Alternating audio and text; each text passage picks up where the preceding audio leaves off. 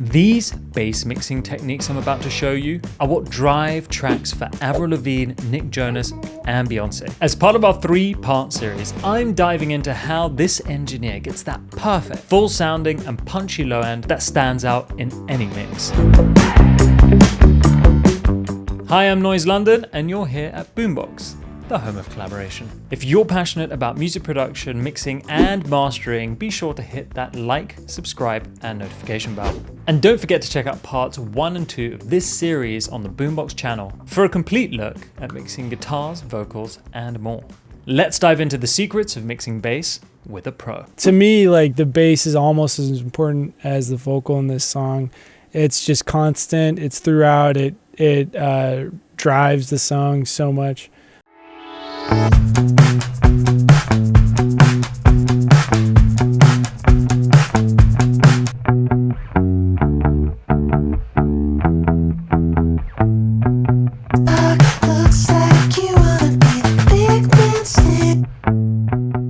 So first off, like, it was a great recording by the engineer Marshall, and then also the producer Ian Skinny.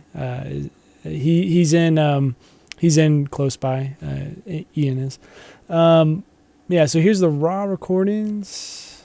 We'll turn these plugins off.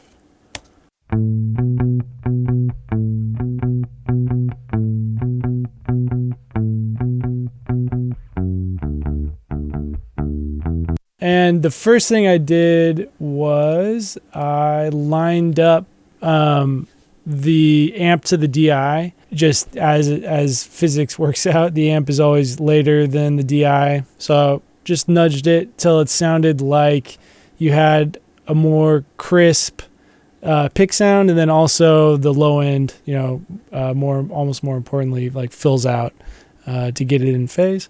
Here's the DI.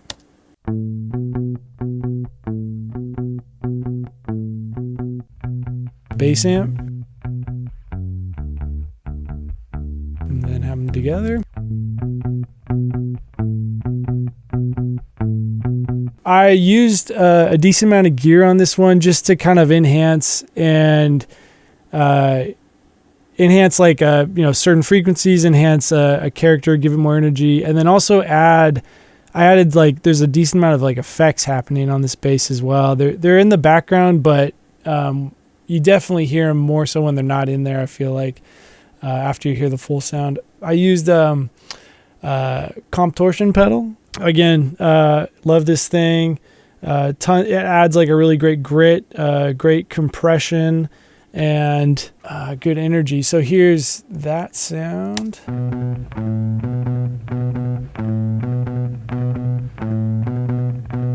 I used a couple of JHS Emperor pedals. Yeah, check them out. I couldn't describe everything they do. Chorus, vibrato pedal, just a great, awesome modulation pedal. And I think my favorite thing about it is it has this, on the settings I use them on, they have this really great kind of like roll off to the top. It reminds me a little bit of like tape or something.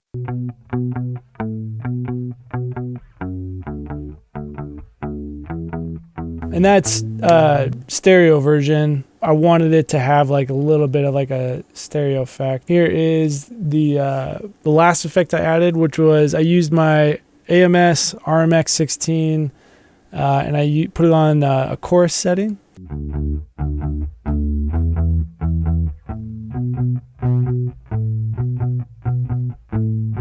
So then we'll play all those together.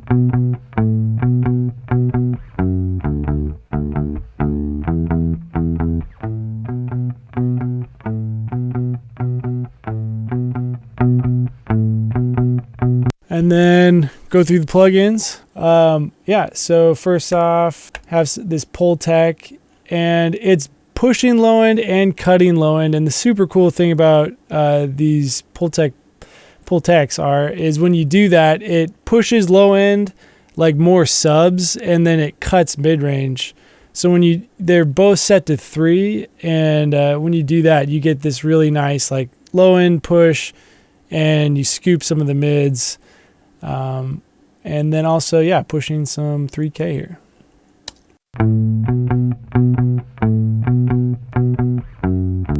Keep going down the line. Radiator from Sound Toys, add a little bit of crunch.